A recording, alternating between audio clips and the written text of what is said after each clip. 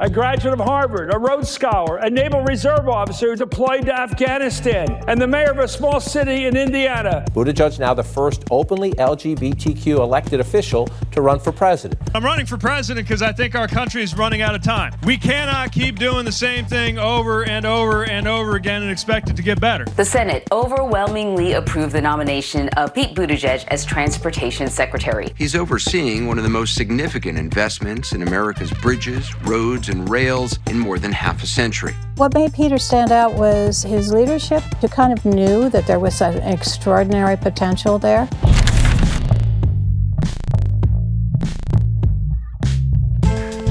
This is What Now with Trevor Noah.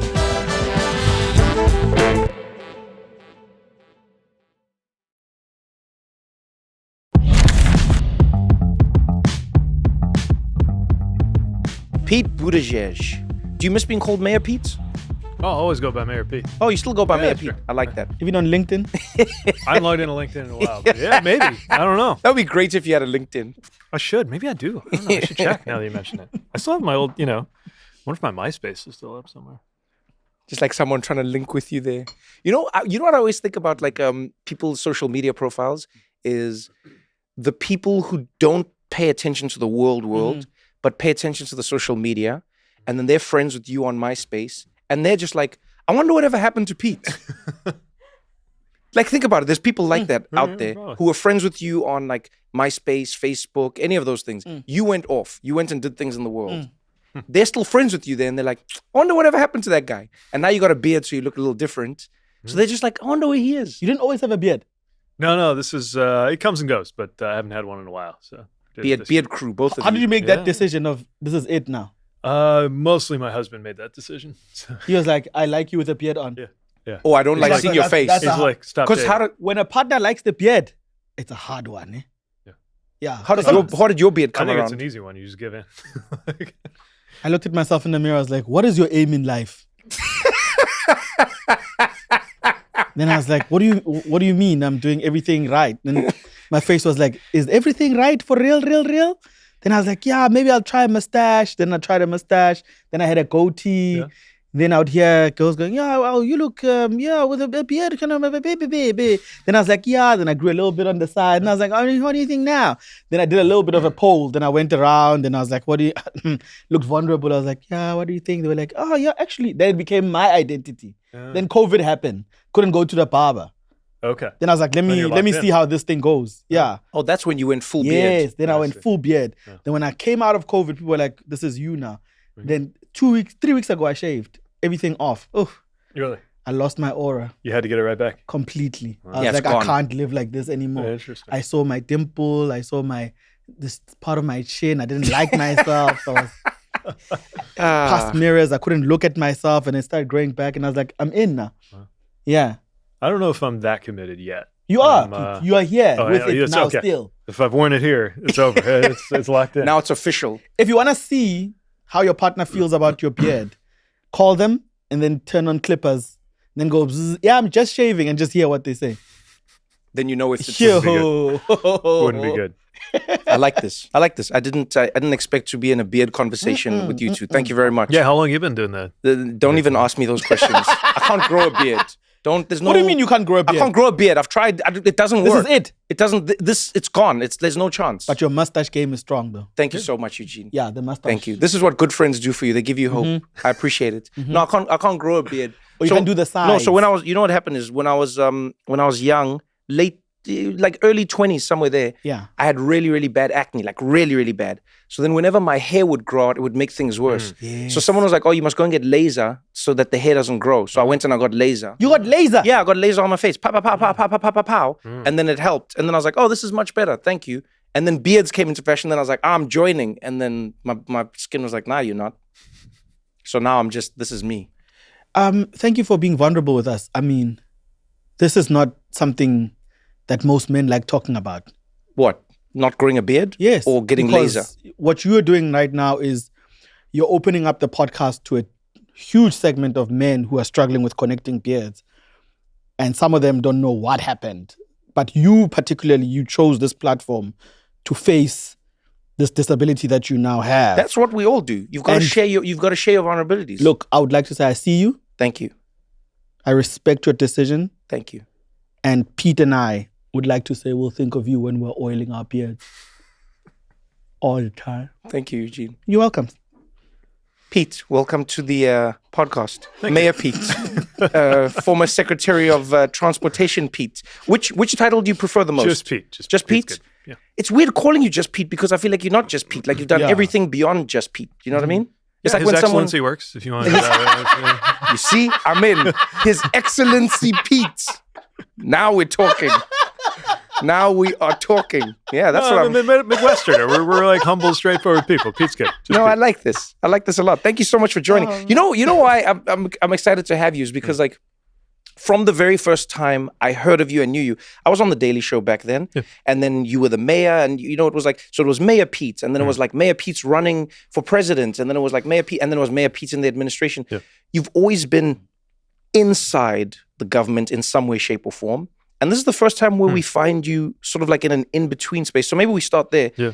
What are you up to these days? Like, what are you doing? Yeah, so this is the first time in 15 years that I haven't been either running for something or in some kind of public position or both. Yeah. It's kind of great. I mean, most days I'm the one dropping the kids off at school or at camp this summer.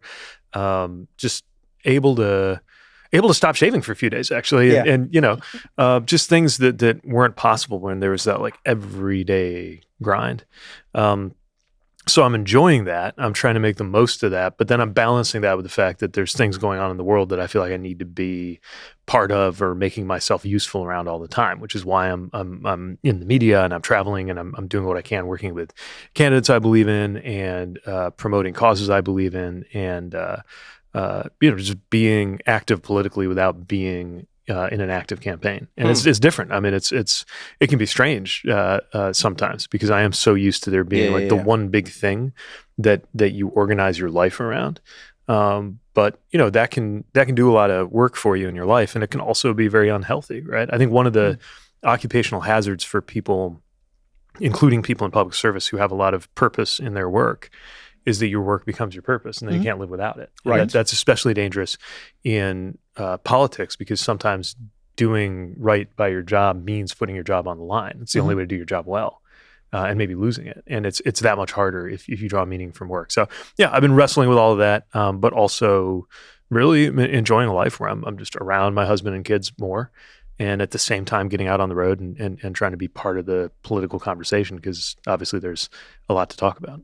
It almost feels like you're like a retired superhero. Yeah, I wanted to say. Do you know what I mean? You were thinking the same thing.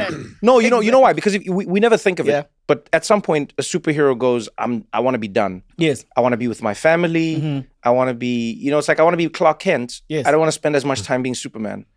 But then what happens? Dust off the cape once in a while. Exactly. Then there's something happening. They're like, oh, a tower is falling. Or they're like, oh, there's a big invasion. And then it's like, where's Superman? And if you were a superhero in any capacity, I think it feels weird just sitting at home. Because here's what I mean. Most of us watch the news and we can only respond or react to the news. Yeah. Like most people. You just go, I can't believe that happened. Man, that sucks. And then the most you can sort of do, if we're honest, is like wait to vote or maybe phone a lawmaker, maybe. But if you were in the inner workings of it, you have more access to the levers that can actually change something and do something. So maybe that's a good question. Is like, what would you say is something you've seen recently in the past few months that has made you go, I got to get off the couch and shave a little bit? I mean, where do you start, right? I mean, obviously so many things are happening in the country under this administration, from these like massive things that I think threaten the integrity of the republic, like sending troops into the streets of American cities, to like very specific policy things that I disagree with at the FTC or whatever, or at the department I used to serve in. I mean, one thing that's hard, even if somebody comes in who you agree with, I think it's hard for anyone who leaves a high office to watch their successor. But it's especially hard for me to watch them dismantle the airline passenger protections we put in, for example. We worked really hard on that. It was the right thing to do. We took on the airlines and we won, and now they're just unraveling it. So there's a lot of things like that are very hard to watch. But what I've realized is I don't have to be in a seat of political power to be talking about it. I mean, one of the privileges, I guess, that comes with just kind of where I fit in the picture right now is, I've like my unexpected specialty of going on Fox News a lot, right? Like part of that was I was like everybody else, occasionally finding myself watching that network and being like, man, somebody ought to go on there and say this. And then I got to actually be the guy who went on there and said this, Be right? the change. Mm-hmm. And I can still do that. I mean, I'm not doing it from a position of power. Yeah. But as a citizen, I'm out there talking about this stuff, and I'm hopeful that matters. I want to talk about each of those things that you said individually, because I think they branch out into topics and ideas that everybody's grappling with right now. So let's start with like the first part of it, leaving a position, seeing somebody else step into that position. I think we all take that for granted in many ways, because it's very rare that happens. Most of the time, if you leave a position, the person who fills the position after you is generally trying to do the same job as you. Yeah. Just generally. Do you know what I mean? It doesn't matter what level you're on. So in my case, it's like Jon Stewart hosting The Daily Show. I come after him. We're sort of aligned, you know what I mean? And obviously we knew each other as people, but we're heading in a similar direction as human beings, and so on and so forth. In your office, you leave your job as the head of HR. The next person who comes in does HR. It's weird if they're like, nah, I don't believe in HR. Yeah. I don't believe in people. Yeah. And you're like, what happened? They're like, yeah, that's not how I roll. Well, and you could take it one further. So I would say actually at my department, for example, Yeah. I disagree with my successor, but like I think he believes in continuing the department, right? Okay. You go to the Department of Education. Oh yeah, that's out. The secretary's mission is to demolish the Department of Education, right? Or you have people in charge of environmental protection who don't believe in environmental protection, right?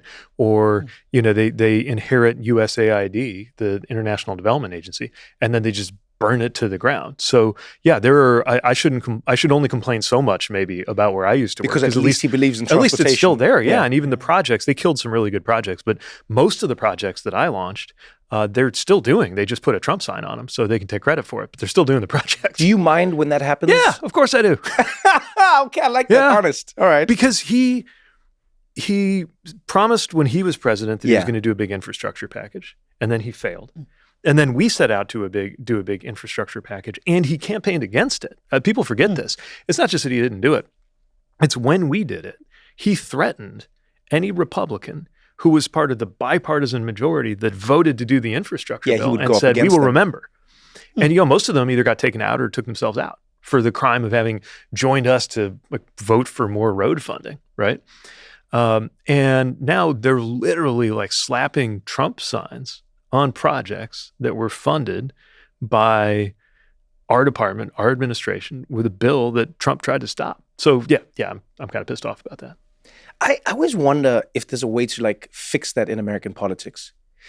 The first time I remember thinking about it was when I first moved to the US. I was reading a newspaper, and not a physical one, like digitally.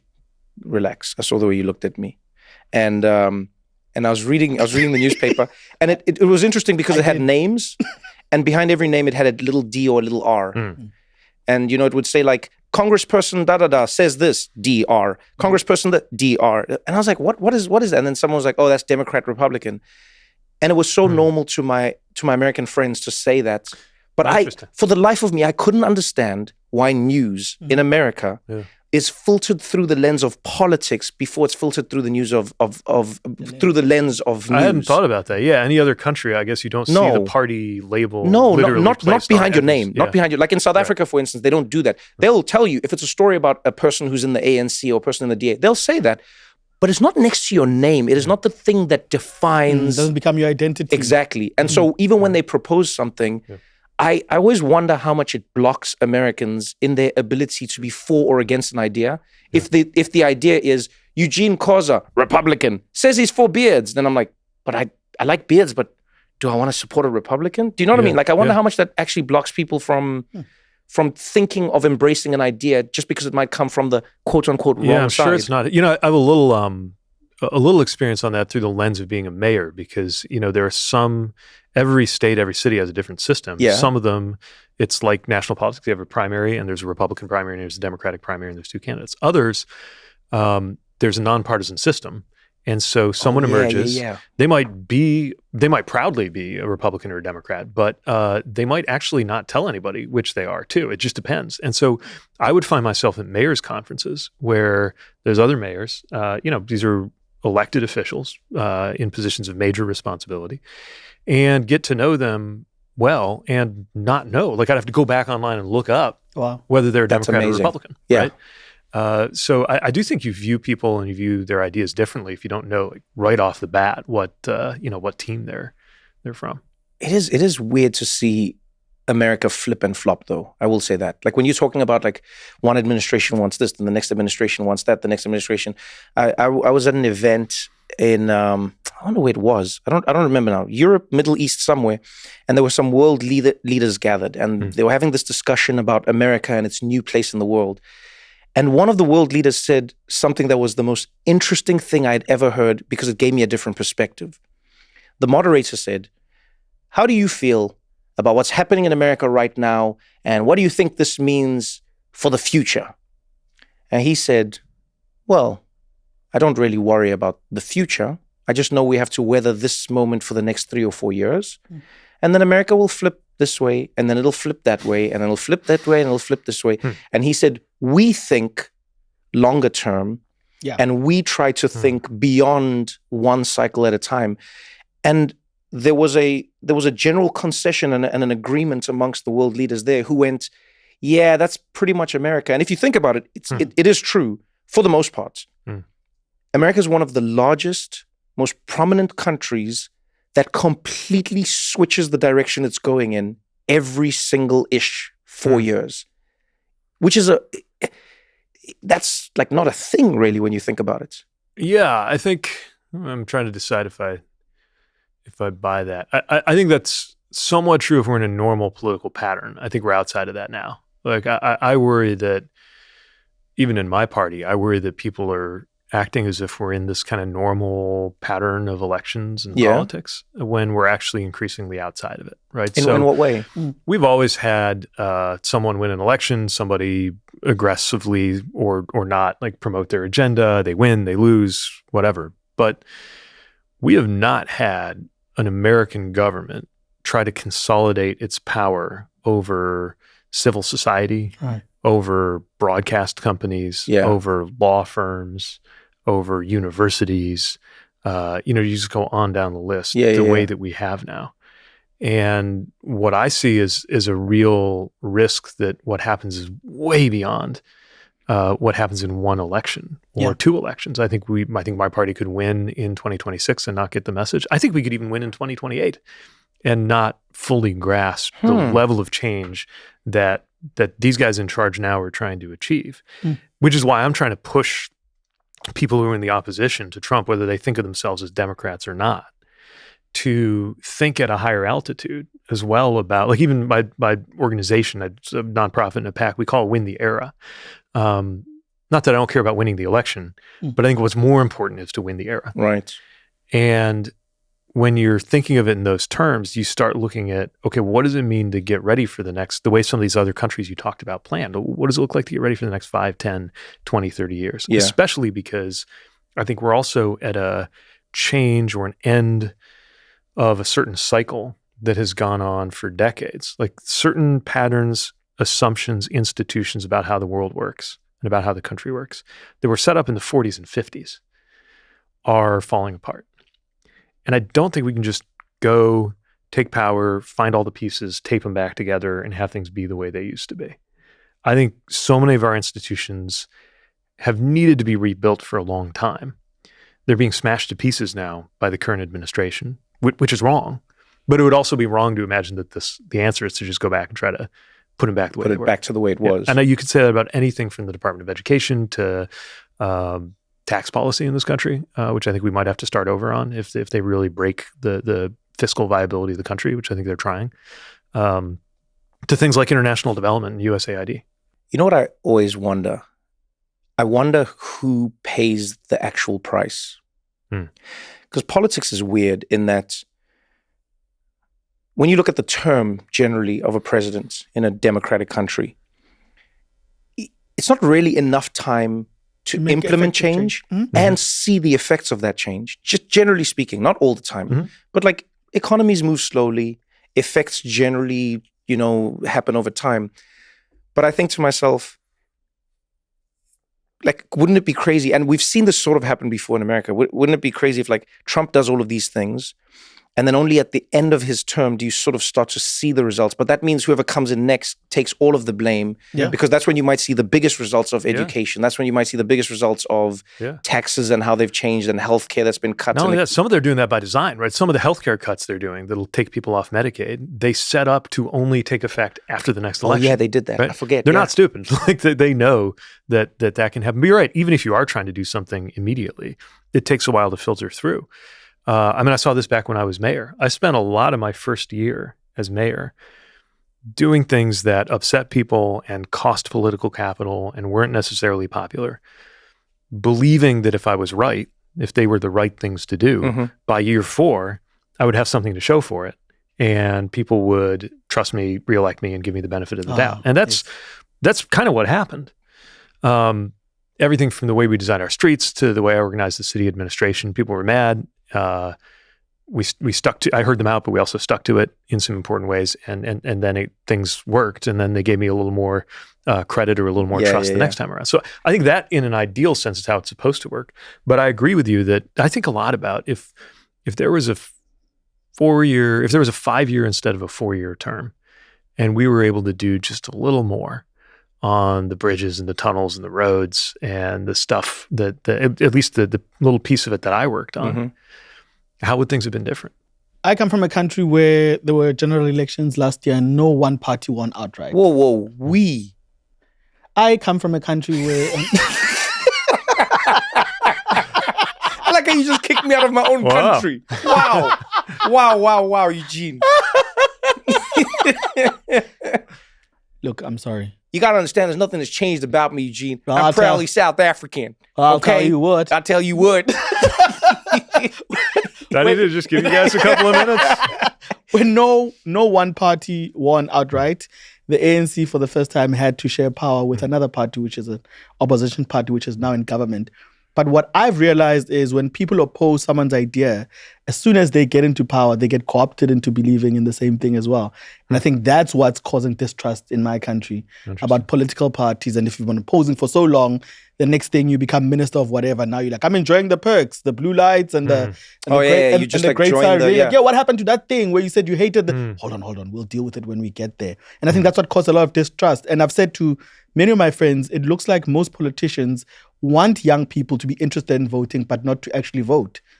Do you think that might be true for many countries, not just for the US or South Africa? I don't know. That's a really interesting warning for those of us who sometimes fantasize about what it would be like if America had 5 political parties. Yeah.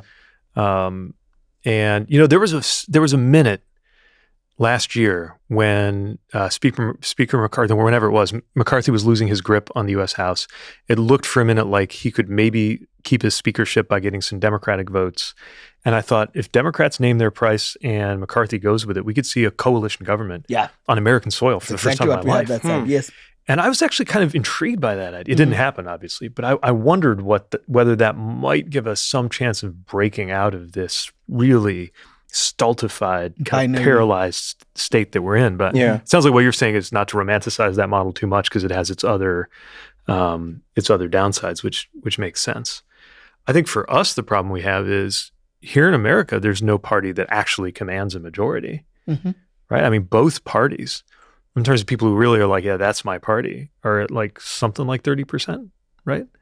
But every election, functionally, pretty much every election for Congress and certainly for the president, it kind of comes down to 2.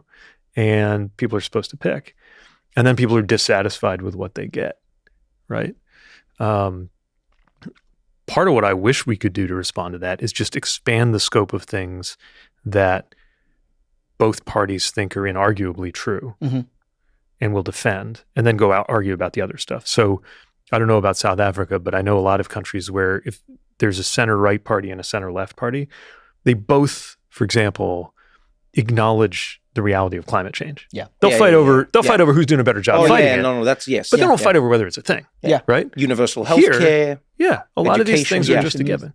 And I'd like to invest a little more in what I think of as the inarguables that we all ought to be, or most of us ought to be able to say we care about. Yeah. But then there are all these other things that are contested, that are fought over, that we still have like 2/3 support in the country for. Importantly, lots of things that Democrats are for and Republicans are against that 2/3 of Americans agree on. I mean, the idea that we got to tax the wealthy more, the idea that we ought to have a stronger minimum wage, the idea that there ought to be paid family leave in this country when you have a kid, ideas around a woman's right to choose, or freedom to marry, or climate change, or background checks on guns. These are not like 51-49 things. These are actually like 60 or 70% consensus positions in the country. Yeah. And yet my party can't figure out how to get 51%, let alone 60 or 70 on our candidates. I think that needs to lead to some introspection on how we approach these issues. And then this other set of issues that I'm spending a lot of time thinking about that don't have any left to right pattern yet. I'm thinking a lot about artificial intelligence, right? Where I think most people, left, right, or center, are skeptical of a lot of these tech companies. Yeah. Interested in AI, if only because we use it, ChatGPT or whatever we use more and more in our day-to-day lives. Excited about what it can do, but also very worried about what it might do to us. And there's this moment where it hasn't fallen into this obvious left-right fight yet. That's interesting. But what COVID taught us the hard way is that even something like public health and getting vaccinated, that you would think was not a partisan thing, almost overnight became one. Yeah. Which tells me that this is a very special and narrow window around AI to talk about things that might be shared principles before we figure out what to fight over between Democrats and Republicans. You know what I mean? That actually is a fascinating idea to think about, is like, when does an issue suddenly become politicized and when is it not? I distinctly remember, because I was like in the thick of things when it was COVID, and I distinctly remember seeing one of the strangest flips, and it was how Donald Trump was pushing forward for a vaccine, right? Yeah. Donald Trump was. I'll say this again. Donald Trump was pushing forward with a vaccine, and he was leading a team that was like, it was Operation something. Warp Speed. Speed. Operation Warp Speed. Yeah. And it was like Donald Trump. And I'll never forget this moment. I would see liberals, progressives, Democrats, whatever they want to call it, I would see tons of them going, I don't trust his vaccine. This man how are they making it so quickly? How are they rushing I don't trust. Donald Trump's going to make it. And then I was like, guys, Donald Trump's not in the lab. It's not like he's there with like his little vial and he's like, add two of these, 4 drops. I think I got it. Oopie doopie doo. No. He's leading a task force that is trying to get. Then they were like, I just don't trust it. And then Biden wins during COVID. Biden's in charge now. They keep moving forward with the vaccine, which I still say is Trump's vaccine. And by the way, which Trump has said is his vaccine. And then I noticed everyone flip. All of a sudden people were like, well, of course I trust it. And then now the flip happened the other way around. It's like people were like, I don't trust that vaccine. I don't trust the Democrats. And I was like, what just happened here? Has it become so like red and blue that you get what I'm saying? You can literally just flip based on... No, it's true. Who's telling you something? Yeah, who's telling you? And then Trump, he went to, I don't know if you saw this, he went to one of his rallies. I will never forget this. And then he said, it's my vaccine. Say it in his voice. In the crowd. Oh, he's there and he's like, I created a vaccine. Joe Biden taking credit for my vaccine, taking credit. I did it. And then the crowd was like, boo, boo. Crowd was like, boo. And then he's like, yeah, a lot of people don't like it, but it was mine. I did it. And his crowd was booing the idea of the vaccine. And Trump was like, no, it's mine. It's mine, yes. And even now in moments, you'll see him slip. If someone asks him who made it, he'd be like, well, I made it. But then he sort of says it like Joe spoilt it. But he still goes, he made it. And I'm like, what happened in that moment? I love that you brought up the AI thing, because it's like, when does a topic or an issue become politicized in America? And I was wondering, because I know you spend a lot of time thinking about this. Is it when the groups know which lever to pull? Is it when, like for instance, I often think that sometimes American politics is thought of as this this pure idea and ideal that's hanging on its own. And we sometimes forget how many outside forces are poking and prodding at it, right? So if I run a major corporation and I'm trying to get AI, you know, I want to get as few restrictions as possible. I want to be in a power position. I think all I would do is look at which party would be more amenable to getting me what I want, and then I would try frame it so that AI is in or out of the other party's wheelhouse. Does this sound like real to you or even familiar? I think that's right, and I think companies do that all the time. Like they figure out a way if you know you're running a clean tech company, and Trump wins, and suddenly anything green is out of fashion. Maybe it's smarter to talk about it in terms of contributing to American energy independence or American energy dominance, which is also true, right? It's one thing that like green energy has to say for itself. Now, it doesn't. I mean, Trump's still killing wind power, but I think that happens all the time on some level. I think also, though, a lot of this is downstream from culture, as they say, right? Yeah. That the politicians kind of flatter themselves or ourselves that we're shaping things. Yeah. Sometimes, obviously, leadership decisions matter hugely, but a lot of times, a lot of things have worked through the culture before you even get to the left and right boundaries of what politicians get to do. Oh, that's interesting. Right? And then sometimes it can come back out. So think about tech, right? Think not AI. Think about social media. Yeah. So it starts with kind of like left vibes. Right? Think of like early internet days. These guys like basically seem like Democrats because they're more libertarian deep down, but like they're young, they're socially liberal, they think climate change is real, they care about immigration, you know. And, you know, you've got Obama hanging out with tech CEOs. That seems like a very natural thing in like 2012, say, right? Then these things happen with the way social media affects the election, the role of Twitter, and suddenly it gets more complicated than that. And you come to this point where actually now when you think tech CEO, Silicon Valley tech CEO, you are more likely to think of them at that dinner in the Trump, you know, White House than thinking of them like rubbing elbows with Obama, right? And yet, even though that's been kind of coded either way, one of the few kind of areas where the horseshoe has come together on our political spectrum is the idea of getting phones and social media apps out of our schools. So you've got really right-wing, like MAGA right-wing politicians.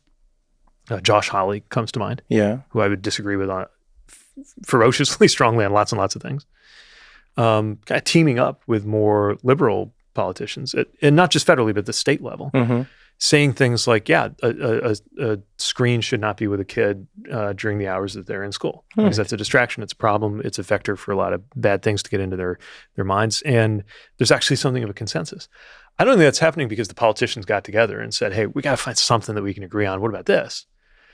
Or to put it another way, if that happened, it happened after more and more parents who didn't agree on politics, didn't agree on what they thought of, you know, this or that election or how social media played, but definitely agreed on, oh, wow, this could be screwing up my kid. Start to feel the same way about this issue. And that pressure then finds its way, which is healthy, by the way, that pressure finds its way into the political system. And then politicians are saying, we got to do something about that, right? We're going to continue this conversation right after this.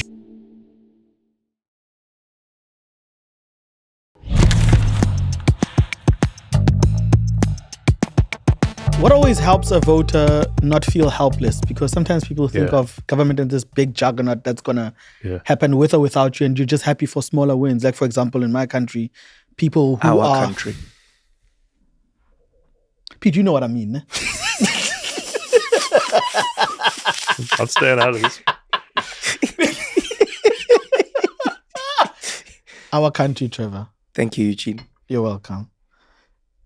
People who are mostly underprivileged or underserviced will always worry about social grants. If you can sort that out, or cheaper housing, if you can sort that out, whether it takes you 4 years of your tenure or the last 2 months of it, it will happen. Just the hope of it is always enough. So how do people feel empowered that whoever they voted for will always do what they promised? How do you hold the person that you voted for accountable? Because obviously that seems like protesting on social media becomes a thing. I think that's universal. I think that's every country, to be honest. It is a great question. Yeah.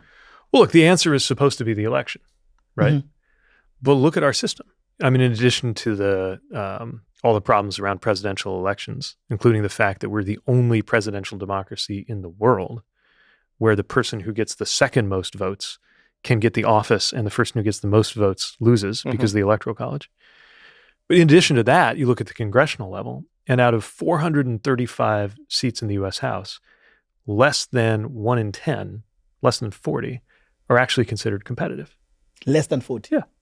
So even though we are, let's say, typically a 55-45 country in terms of which way the country feels, which party the country supports, you have states like where I grew up in Indiana. I remember when it was 5-4, 5 Republicans, 4 Democrats in the House. Then it was 7-2 because they gerrymandered it. Now they're under pressure to make it like 9-0. And even if Indiana's a more Republican state, like a 60-40, that's probably true about Indiana right now, it's not 100-0, right? And so there's this thumb on the scale, not in terms of somebody like secretly going in and changing what's in the ballot machines, but out in the open, the way they redraw these districts, that has made more and more of our elections less competitive. So big picture, we need to reform that. In the meantime, since that's not going to happen overnight, I think the best ways and places to feel empowered are, first of all, closer to home, because a lot of these processes are actually playing out locally. A lot of decisions about vaccinations are happening at the state level or even the county level. Right? Okay. Most decisions about policing happen at the local city level. A lot of decisions about resources for mental health or the policies we were just talking about smartphones or any number of things are happening either at a state or a local level. There's a much better chance of getting somebody's attention at that local level. Yeah. And look, I got started as mayor, right? So part of it is I think in those terms. But I saw like a city council make a different decision because a bunch of people lined up, many of them too young to even be eligible to vote, and said, hey, this decision is going to impact me. And they spoke with a kind of moral authority that young people have. And it got people's attention and it changed things. So that's one example of where I think people sometimes have more power than they might imagine, even if I understand why and share why so many of us feel disempowered when it comes to national politics. Another thing is to recognize that you don't have to wait for the next election to be having an effect. So of course, periodically you have these elections. That's the kind of ultimate check on on power, assuming the elections take place appropriately. But in the meantime, some stuff that sounds very old-fashioned, like getting in the streets or calling your member of Congress, matters. So you can tell it matters because of what happened at these town halls, right? A lot of people, especially when the Republicans were cutting Medicaid, a lot of people went to the town halls and said, if you cut Medicaid to give tax cuts to wealthy people, it's going to do this to me, and I'm pissed. Yeah. And it mattered enough that a lot of these members either stopped doing the town halls completely or had these moments that showed that really shook them, right? So I think that we need to get more in the habit of flexing political muscle offline. As citizens. Not just on our smartphones, but as citizens in a very real IRL human 3D format. And the other thing I would say, back to our thing about culture, is that a lot of the kind of battlefield of ideas in politics is inside people's social circles and their families. Yeah. And I wonder if actually, because it's so easy for us to spout off on politics online, we're actually less likely to have a hard political conversation with someone we know or care about. But those are the people you can actually move, right? Like we know time and time again, we've seen it, like people's hearts and minds change when somebody they already know and trust shapes the way they think about something. And I worry that we might be doing less of that in a moment when we need to be doing more. Yeah, interpersonal mobilization. Absolutely. Yeah. You know, it's funny. I think of it less as changing people's minds. And I think of it more as just being around people who change you and how your mind works. Right. Like the reason I think of it is, I remember reading a book about how the views and opinions that we hold are oftentimes more influenced by our locales and our location. Right. Than how we think, right? And I remember I finished reading the book and I thought to myself, maybe you're not conservative, you just live in a rural area. Right. And maybe you're not actually liberal, you just live in a major metropolis. Yeah. And I'm not dismissing anybody's political views, but I think it's inevitable. that if you move to a major city where there are more people who have come from more places, you're going to be exposed. You're in New York, you're walking around, you're like, this is how I think men dress. Within the day, you're like, oh, maybe I don't know how men dress. I've been resisting that. Yeah, and then when you're around it, but when you're around it enough. I have been resisting. I'm keeping my fashion sense until I leave. Stay here long enough. I've seen what the men Stay here long enough. You'll see. What are your tools of resistance? My wardrobe. But this is what I mean. So and you don't even realize it's happening to you. So like, the Overton window is such a powerful thing in our lives because it's where we perceive the bulk of reality to exist. Yeah. And then it shifts without us realizing it's shifting. So you look at yourself, like beards are a good example. I remember a time, and I know I have a personal, feeling to that, and I will say I'm biased, but I remember a time when a beard was considered the number one indicator of your unprofessionalism. You could not be elected with a beard. You could not be on TV with a beard. Yeah. You could not get an interview. People were like, the dude with the beard. Read the news. You can't read the news with a beard. And then part of it is COVID. Whatever it is shifts in society, and all of a sudden it's like, oh, look at that. Oh, that news anchor has a beard. Oh, and that TV presenter has a beard, and your teacher has a beard, and then society doesn't realize that the Overton window of a beard has shifted. Same thing happened with tattoos, right? Yeah. There was a time when a tattoo was a great way to know who you shouldn't hire. That's how people thought of it. Oh, tattoo. I guess we're not hiring you. Yeah. And then now, a tattoo almost means nothing. It's like it's not. It is not a signifier that tells you about how somebody does or doesn't live their lives. Not that it ever was, but now it definitely isn't, even in society's view for the most part. Yeah. And so when I think about these things, and I think about like the Overton window and how it shifts in politics, I wonder if you've thought about it on a local level versus a national level, because you are in an interesting position. Yeah. You were a mayor. As a mayor, you're only trying to shape the lives of the people who are in the same town that you live in. We all know the streets. We all know that corner. Yep. We all know that shop. Yeah. Let's get something done. I would love to know how you think the nationalization of all politics has adversely or maybe beneficially affected politics in America, because I'm assuming there's a big difference between what people need on the ground and what they're reading about as like national news. Totally. I thrived on the fact when I was mayor that our work was distant from what was going on in Washington or national politics. And I think that's one of the reasons, without ever concealing where I was, that I was a Democrat, that I was more progressive than probably most people in my city. I had, before I became more of a national figure, I had like equal approval rating among Republicans, Democrats, and independents in the city, because they just want to know if I was going to get the trash picked up, and are we going to like grow the local economy? Yes. What were we doing about this blocking and tackling, like basic things to take care of the city? And so I guess to your question, I'd say it's in one way easier, in one way harder. The way that it was easier was we were all operating from pretty consistent sense of the facts. So if there was a hole in the road as the mayor, I couldn't be like, that's the best road ever. There's no holes in it. And there's a pothole. Like people could see and they were like, there's a hole in the road. What are you going to do about it? Right. If something was good or something was bad, people could just tell. And so there was much less of a contest over what the facts were. Wow. Yes. And much more of a contest of, given these facts, what are you going to do about it? Right.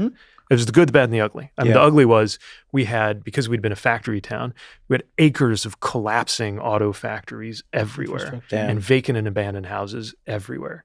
And you couldn't escape it. You couldn't pretend otherwise. And so what was easier was we at least had the same reality compared to nationally, where you can tell the way Donald Trump talks about American cities. Yes. He's clearly just using his imagination. Yeah.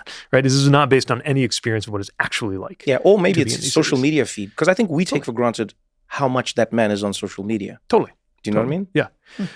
Now here's the way it's harder. It's harder because if you're trying to pry open an Overton window, the more that the reality you're trying to describe that's different is kind of in somebody's face, I think the harder it is to picture something different. I can try to open somebody's Overton window, and I have, about changing the electoral college. I talked about that when I was running for president. which probably not the smartest thing to do in New Hampshire.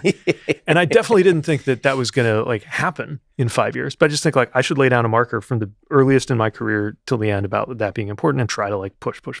So like one day, 20 years from now, maybe we will fix it. But when you're asking people to look around the vacant and abandoned houses in their neighborhood or look at the abandoned factory downtown and say with a straight face, it doesn't have to be this way. We can change it. Wow. If you trust me, I will change it. Give me a chance. That can require even more of a push on the imagination than I want when I'm talking in abstract terms about what we might want our country to be like. Okay. Right? Yeah, that makes sense. But I think the other thing that's at stake in what you're saying is a kind of a humility about what we believe. Like I passionately believe in all of the things that I passionately believe in. By definition, I think I'm right about the things I believe. But I recognize that if I were born in a different family and raised in a different community and soaked up different values, I would probably think differently about a whole bunch of things. And that's just a basic thing that's definitely true about how we all form our political values. And yet there's even less room to show regard for that now than there's ever been, because instead of a news story, and now I sound like a grumpy old timer, but I can say like I grew up in a time when the way I learned the news was I watched a TV bit or read an article, and that article on a controversial issue contained the perspectives of the two different sides, whatever it was, abortion, taxes, and it's not that I read both sides and wound up in the middle. Like maybe I read both sides and seeing the other side made me feel my side even more strongly. Or maybe not. Maybe the other side made me stop and think. But the point is you would think about it. Now I have a feed. And what does the feed give me? It gives me two things. Here's this person I already like doing something that looks good and reminds me why they're amazing. And here's this person I already don't like doing something which reminds me why I don't like them. Yeah. And that's it, right?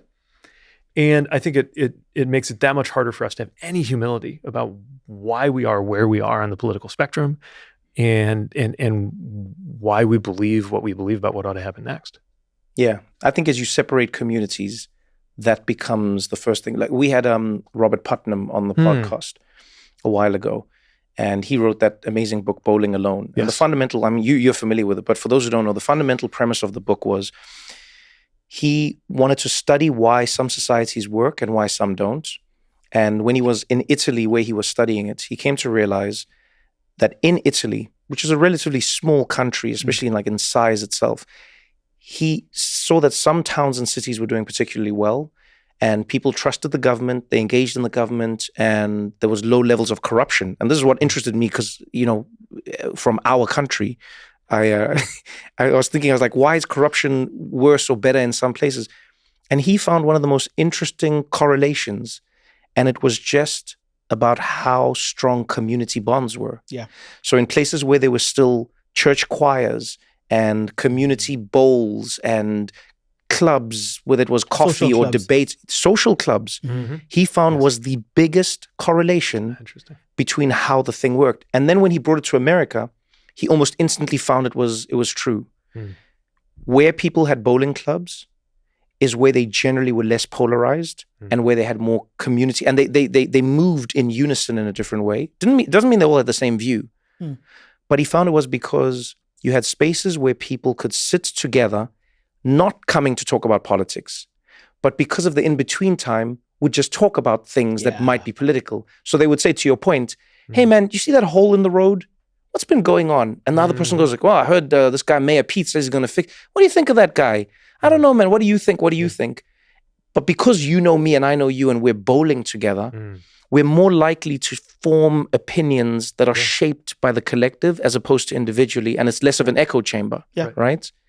And that made me rethink everything. I even started, quote unquote, judging America less because I went, maybe America's not polarized. Maybe America's just isolated, And he shows it starts with TV. He goes, as soon as TV came, people just stopped hanging out. And when they stopped hanging out, that's where you start to see the split in American politics. And I was like, oh man, what if it's not that people don't get along? It's just that people don't hang out. Yeah. I also think COVID played a big part in exposing people's vulnerabilities. You're not wrong. I think the rise of the political strongman, which in most cases would be called a dictator before, has become more prevalent. We see it now with countries that we won't mention their names, and we know them. India, South Africa. So we know those countries, and the strongman and I think it makes sense now, because I've been battling with this question, is why councillors locally and municipal managers and mayors are not taken seriously is because people think there's an overlord somewhere that can effect change immediately. Then you go, no, don't worry about him. He probably doesn't even know there's a pothole in this street, but I do. But people have looked at the world now. Like I said, people would have assumed before that a Putin, a Zelensky, a Trump, or Ramaphosa, or whoever in Africa would have been a dictator 10 years ago. Yeah. But since now, it looks like if he's a strong man and is rolling with strong men, it looks like we're safe generally as a population. But I also think, people generally as voters have lost hope in the system. I see it every time. I see when people go, what can we do? I think that's true everywhere. That phrase is very prevalent everywhere now. I think that's true everywhere. Yeah. What can we do? But in a democratic, even a complicated democratic society like ours, I think the answer comes back on us. Like if there's something wrong, either with an individual policy in our system or with the system itself, we're responsible. Because who else is gonna, right? Yeah. I mean, it's either the strong man or it's us. And if it's us, if the entire, and I would argue, I have a very different view of what it means to be American than people like J.D. Vance. My view is what it means to be an American has a lot to do with this civic structure we created, this democratic structure we have. Go deeper into that. Well, one way to think of it is this. The fact that we have a word un-American, which gets abused and used as a weapon. But the fact that we even have that word is telling, because I don't know what you could do to be South African or South African. We don't, but we un-Japanese, really don't have that as a thing. And I think what it signals is we believe that actually a certain creed, I mean, the Declaration, right? The things that are in there, not some ethno-national affinity, but the creed is what makes America, America. Of course, we came out of a specific place and have a specific story and heritage and a certain landmass, obviously, but that's not what makes America, America. What makes America, America is our fidelity to this national experiment in democracy that we've been running for 249 years. Right. And it follows from that all of us, just in as much as we were Americans, have some responsibility toward that in a way that I think is just different than the way you would say somebody in any other or other countries I can think of, relate to their country. And so I just think it's too easy of an out to say, what can we do? We're in charge. Like we, the people, collectively, are in charge. What threat does the strongman pose to those ideals? Like it almost feels like everywhere we have spoken about a strongman, people have voted for an Andrew Tate to be a president. Yeah. It's bad. And I think the threat is all of these commitments, all of these freedoms that we care about. By the time everybody wakes up and sees that they're gone, it's too late. And this happens. I mean, when strongmen come to power in elections, when they don't just emerge as figures, but then actually win an election, very hard to get them out. Yeah. I mean, history has shown that again and again and again. And so I think the challenge, especially for an opposition, is to do two things at once. We have to talk about those freedoms and that democratic commitment itself, and talk about the things that are a little more immediate in people's lives. Because the other thing we have learned, definitely the hard way over the last 100 years, is that these authoritarian systems are systematically worse at taking care of your needs. At the end of the day, they will not help you be able to afford to buy a home. They will not help you get healthcare. They will not deliver these things as well because they don't have to be responsive to you. They don't have to be responsive to you. But I think that misses the point of what they're trying to do, actually. Right. How do you mean? I hear what you're saying. But the more I talk to people, the more I realize that some of the allure of the strongman, some of the allure of the populist is not the fact that people actually think they're going to fix it. Some people enjoy the fact that they're going to break it for everyone. Do you get what I'm saying? Yes. Yeah. So there's people in South Africa, there's people in the UK, there's people in America, there's people in Brazil, there's people in wherever, where they go like, no, I don't think that person's going to fix it. But you know what I like? They're going to break it for everyone. It's almost like being on their side means you're in on the joke. Yeah, because right? they go, look, I was left behind. I was in that town that had cars that were being, it was a manufacturing city. I was in that town that had jobs. I was in that city that had this. And I don't have it. No one cares about me. No one looks at me. The news only pops up when it's the next election and they're going to ask my opinion.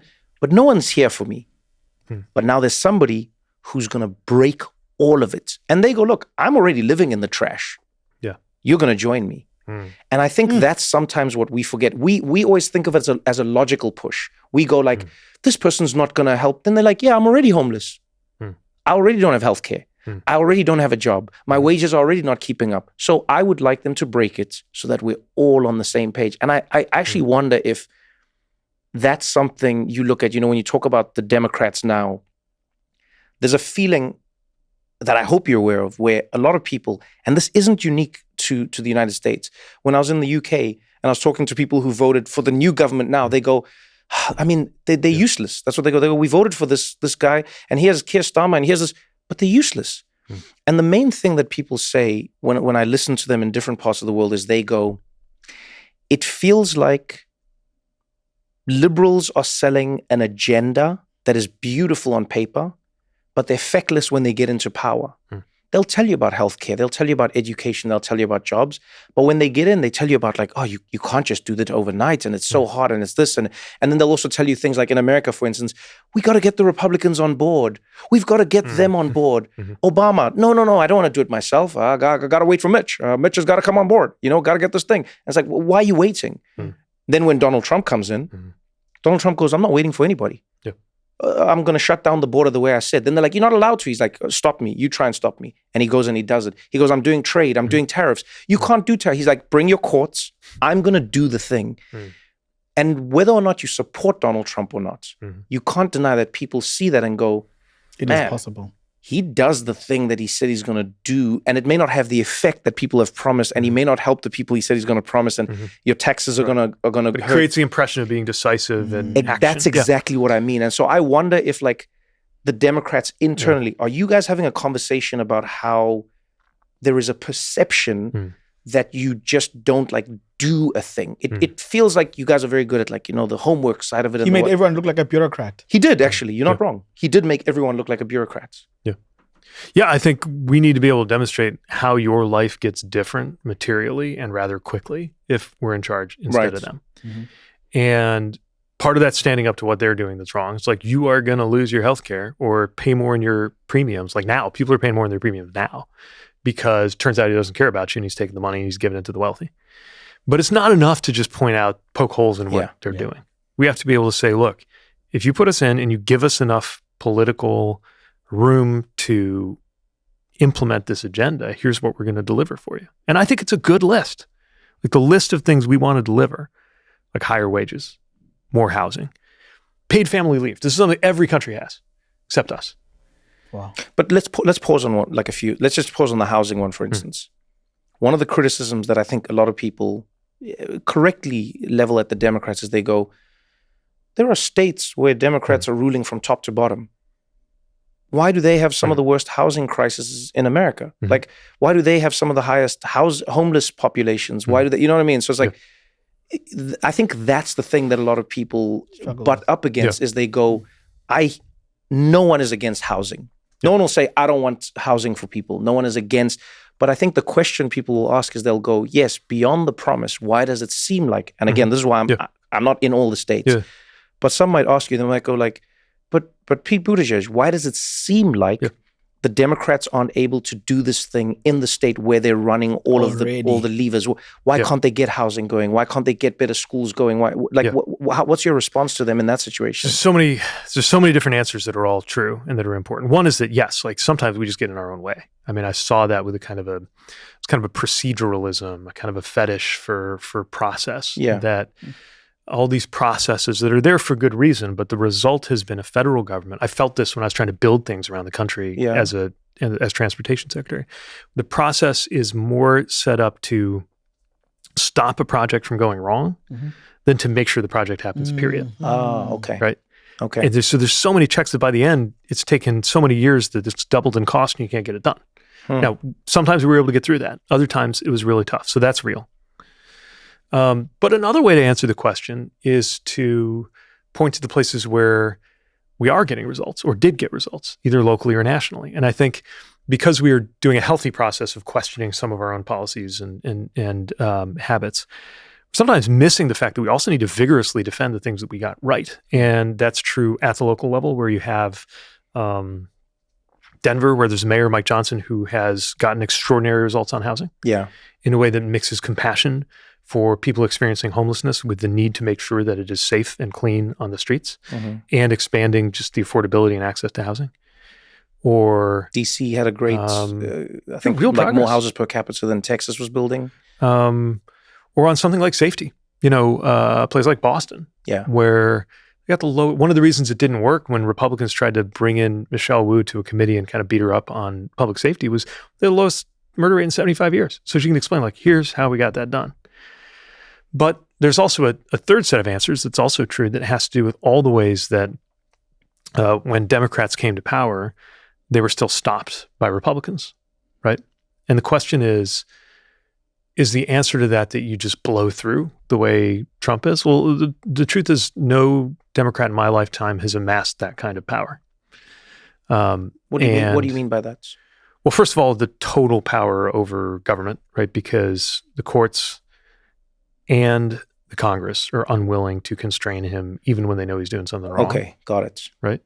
So and that didn't just randomly you're basically happen. saying like Trump has everyone in line, really. Totally. It's not just amassing the power, but he has the power in line with him. Absolutely. Yeah. Right. The problem is you say that and then it starts to sound attractive to some people. Like, great, all we need is to do that on our side. We just need to have somebody, some Democrat who's willing to break all the laws and have total control over, all government, and then we'll do our stuff. And that's not the right answer. Because sometimes the rule of law is part of what we're trying to protect itself, in addition to the things that it might shape or stop. But look, the appeal of the strongman is always, I'm going to get results. I mean, Mussolini, I'm going to make the trains run on time. Which, by the way, importantly, he didn't. He did not succeed in making the trains run on time. But he built that reputation. Yeah. Right? And so the other thing we have to do is really talk in terms of concrete results and show that they're related. If you have a corrupt government, if you have a corrupt president who's making money on crypto or accepting jumbo jets from emirs or whatever it is, that actually winds up being related to the fact that your healthcare premium just went up. Because it means he's not accountable to anybody and he can just do things that make that happen. It's related to the fact you're under 65 and you're going in for a COVID shot and you can't get one. Like, I actually think that's the related, obviously in the immediate sense, that's because RFK did that, changed the eligibility for people. But in a way that's related to an administration that doesn't think it has to answer to anybody. Sure.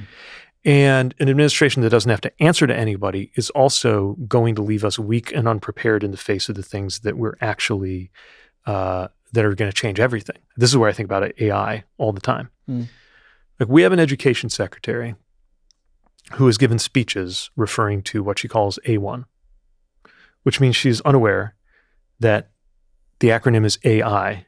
Oh, no. The person's just reading a speech and says like A1. When A1 comes into our lives. We got to make sure that we're dealing with like the implications of A1 in our schools, something like that. Secretary. Which means she doesn't know what that it's AI, which means she doesn't know that it stands for artificial intelligence, which means she's unaware of the most important development affecting U.S. education since the invention of the pencil. And I think that's related to the corruption of the president, because in a system of healthy checks and balances, the moment that happened, the president would be shamed into replacing that person. They would be. Right? Yeah. So these things are related. The challenge for my party is to talk about them at the same time.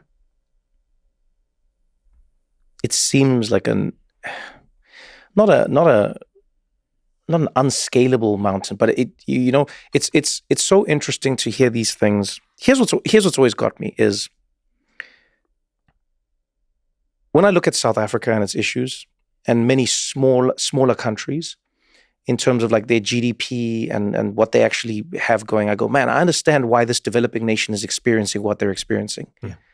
What always shocks me is how America will have third world problems with the first world budgets.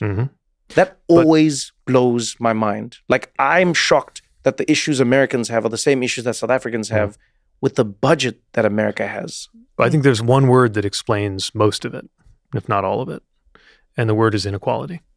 So there's so much research that shows, even if you take two countries that have the same average GDP, the same general level of development, the one that has a higher level of inequality will have worse outcomes on everything from violence to public health, even on average.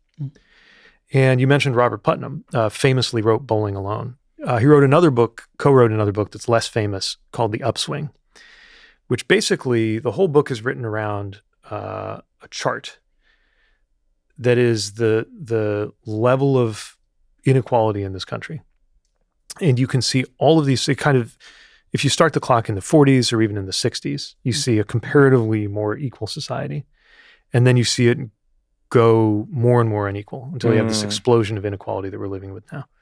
And you can correlate all these other developing world problems that we seem to have here around social instability and violence and health. All of them get worse pretty much on the same trajectory as the inequality gets worse. Right.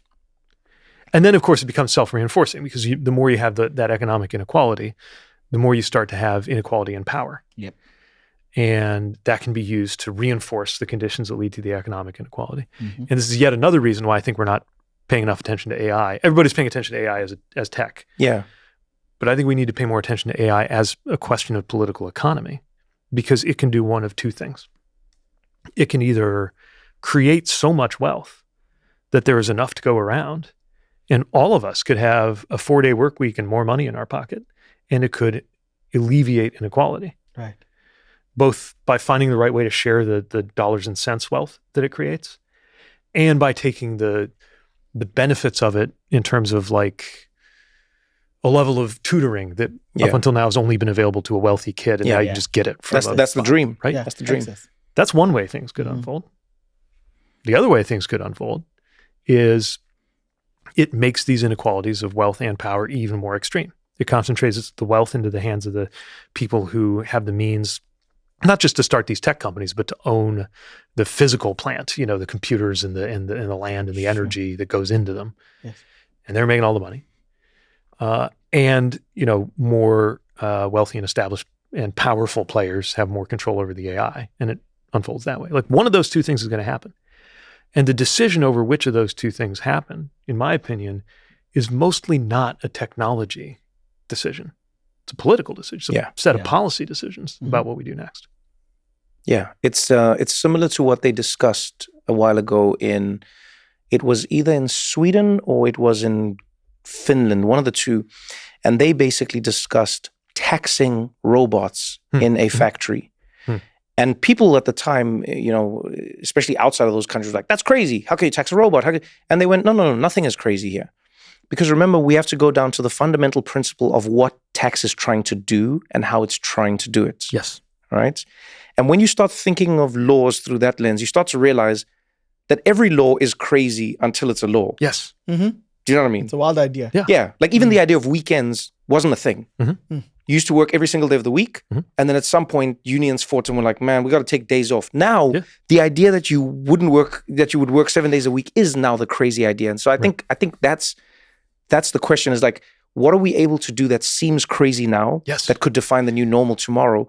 And that sort of makes me think of all the people running for office in some way, shape, or form who are Democrats, who are very progressive and are doing really well, right? New York City right now, Zoran Mamdani. Like, you can say what you want about the feasibility or not of his plans and ideas, because everyone can poke holes in everyone's feasibilities, right? But the movement behind him, people on the ground, black, white, young, old, you name it, saying, well, not rich, but everyone else going, this guy, I like what he's trying to do. And you see them mobilized behind him. You see the Democratic Party having some of its lowest approval ratings in years, despite not being in power, which is rare in America. But Bernie Sanders bringing out some of the biggest crowds he's ever brought out, and we talked to him about it on the podcast. And I was wondering, like, from your perspective, as somebody who's been in an administration, has been very close to like the upper workings of the Democratic Party, is there an internal reckoning with where the establishment Democrats sit and where it seems like the voters of the Democrats? Because it seems like there's a big disconnect there. Like Andrew Cuomo, for me, is the worst example of it. You say, I'm a Democrat, you're a Democrat. Okay, let's go into a primary to see who the voters want. The voters say, we want Zoran Mamdani. You then go, all right, I guess I'm going to run independently. But it's like, wait, what do you mean? That creates a distrust in the system as well. Because it's like, but you said you were a Democrat. No, I only said that when I thought you'd vote for me. Now I'm an independent. Right. So now you're an independent supported by Trump. Were you ever a Democrat then? What, when you're working, internally, when you're having these conversations, is there a reckoning with where the Democratic Party is and where its voters are? Yeah, I think so. I mean, look, to be clear, there's not some like official meeting of all the Democrats that or if there is, I'm not invited. But so I think these things happen in like a more diffuse way. But yeah, I think that conversation has to happen, and I think it's playing out right now because there's a lot of kind of muscle memory in the Democratic Party about like, well, this happened, so we got to do that, and here's what we're used to. But I think what you're describing of going back to first principles and saying, okay, it doesn't have to be this way. What if we start from scratch? And I think the appeal of Mamdani, and I agree with some of the stuff and I disagree with some of the stuff, but the point is he has aroused a sense of hope by saying we can solve these problems with big ideas. And the best leaders I see in the party, many of whom are on the left, but many of whom are more moderate. It's not only about how left you are. But they have a level of imagination about what needs to happen that gets back to the first principles. See, the left likes to think that we're the intellectual ones. But I actually believe the right over the last like 50 years has been much more systematic. Definitely. About connecting like big ideas, bold ideas, sometimes crazy ideas through this process that gets them into the mainstream, finds politicians willing to give them a try, pushes the Overton window, pushes the political system until eventually that happens. And that's why they're able to sometimes, I mean, demolishing the right to choose in this country, that was a 50-year project on their part, right? The stuff in Project 2025, it wasn't just a laundry list of crazy policy proposals. It was the result of a whole kind of apparatus doing very big, deep thinking, most of which, of course, I think is horribly wrong. But they were really thinking about these things in a very basic way. It feels like they have a room and then the Democrats don't. Yeah, I mean, I think they are more... Like in a weird way, you just said there's not one room where all the Democrats meet, but it seems like the Republicans were like, hey, let's meet in a room and have like this collective idea that moves us.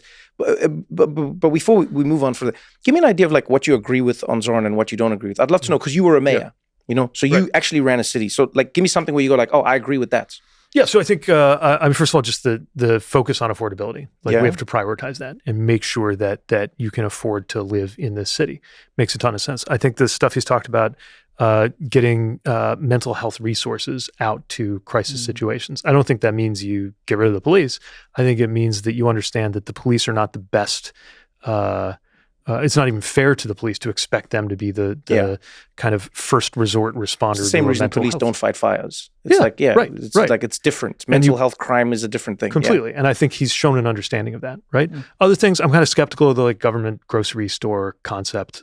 So you see, this is what I'm intrigued with. What is it about that? I'd love to know. Because there are sets of things that should be done by government. And then there are things that I think should be done by the private sector. Okay. And running a grocery store is a good example. I think the government needs to come in where there are these big collective action problems or like basic research. Good example. So my favorite example of this is the iPhone, to talk about the division of labor. Yeah. Like, I don't think the federal government could ever like design and sell a smartphone that you and I would want to buy. Like, I think only a company could do that. To drive that level of innovation and use the competitive pressures of capitalism to fashion a product in that way that eventually becomes affordable for people. That's what companies do well. But if the federal government hadn't literally invented the internet, which no company or even consortium of companies could have done, like that took taxpayer-funded public research to do. If there's no internet, there's no smartphone. So the areas where I believe government needs to lean in more are areas where there's some reason to think that it will only work if government leans in. Mm-hmm. I think that's true to a point in health insurance. I'm not somebody who believes we should abolish any private health insurance, but I do think there needs to be a public option, we call it Medicare for all who want it, like not Medicare whether you want it or not, but like, especially if people are going to keep changing jobs, like you need benefits that aren't just dependent on your company that you work for, right? But I'm not somebody who believes like every hospital and every health insurance system should be somebody who works for the government. Other situations, and this is why I was an aggressive regulator of airlines, I don't think we should have a government-run airline. Some countries do. I don't think that works. But I also don't think the market for airlines is exactly like a healthy, normal, competitive market. It's got huge barriers to entry. It's got all these things that help to explain why you only have a handful of airlines. Mm-hmm. So the answer to me was, okay, this should be done by private companies, but the government should very energetically lean in and regulate those companies so that they can't abuse their customers. Mm-hmm. And my sense is that when it gets to groceries, which is a highly competitive and very, very low profit margin business, you're not going to find some like market inefficiency because like grocers are have these like monopoly, especially in the city context, right, where there are so many different competitors. What I do believe in is making sure you have the right kind of subsidy structure so people can afford school, can afford food. I just don't know that I would route that through the plumbing of a government-owned and operated store. But look, he wins. He gets the opportunity to like demonstrate. Again, what I loved about being mayor was some of my ideas were popular in my city. Some of them were unpopular in my city. I was willing to attach myself to certain ideas and live and die by whether they worked. Yeah. And the great thing is you actually get a chance in local government to show versus tell that this is going to work. And he can humble his critics if he's right and do these things. Don't press anything. We've got more What Now after this.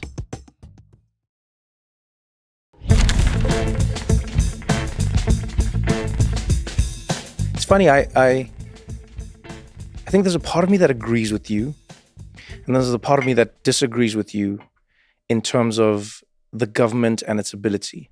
I think of it through the lens of, I don't know, let's start with some of the bigger utilities. You look at the United Kingdom, like the railway. Mm-hmm.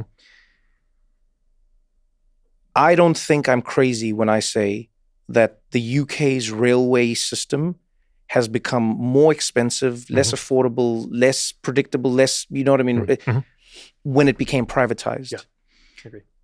And I'm not an economics major, but from everything I've read, fundamentally, if you look at what economics tells you, you know, you're trying to make as much money as possible. You're trying to get the profits that you can. The argument is at some point it gets down to zero. And I mean, you like really, you're a brain in this world. I've seen your resume and everything you've studied, but it feels like corporations and the way they exist is sort of at odds with the public good. So let's go back to the iPhone, right? I don't believe that a government couldn't make an iPhone. I actually don't believe that. I think governments and the way we see them now could not make an iPhone because, to your point and what we said earlier, they've become bloated, they've become slow, they've become corrupt, etc. But I don't think, to me, I go like, I don't think that means a government could not make an iPhone. I just think it means that the way some of the governments around the world operate now, they would not, right? Yeah. So here's an example. Let's look at Brazil right now. And this could change. That's why I say I'm not an expert, but this could change. Brazil right now, on a government level, has rolled out a digital payment system that works in the country, right? And basically what they've done is they've made it so that everybody in the country can have a bank account just having a phone. We've got similar products in South Africa and in Southern Africa, M-Pesa and Nigeria and those places. Nkuru. Yeah, but this is not run by a company. It's the government. And what they did is they said, we are going to be your bank and your banker. We're going to make sure that you have access to banking, which is one of the worst things you can do to a person when they're not banked. They're just kicked out of a system, right? They said, we're going to make sure that doesn't happen to you. You sell things on the beach. You have a little, you know, you sell food, whatever it is. You now have a bank. You now can build credit. You now have something that you can work towards. But we will manage that as a government. And the most impressive thing that they've done is they've basically made it that almost every single transaction is free. You pay me, I pay you. That doesn't cost you anything. Because they've come to realize, and we should all know this, the costs that a lot of banks tell us about are basically false. Made up. You know what I mean? That's right. Now, I'm not saying they were always false. There was a time when it cost a lot of money That's to right. send money to somebody else. But we've got systems now that can do these things for you, right? But now, because of what Brazil has done, they've created a whole new market. And now the legacy players who are companies, they have a choice to make. They either get in line and offer a competitive deal, or they're just not going to have customers. Yeah. When I look at what companies have done, look at South Africa and most parts of Africa, right? We pay some of the highest data rates in the world. And we've seen time and time again with every study that's done, whether it's, the World Trade Organization or the UN, people who do not have access to the internet have exponentially less upward mobility, because it's the world we live in now. But then who sets the price of the data? Who chooses how much you pay to connect to the internet? It's a private company. And the government can say, oh, it should be within. But we've seen what companies can do. You've seen what airlines can do yourself. You know what I mean? And so I don't think that governments can't do it. And I think governments should be in the business of doing it and doing it properly.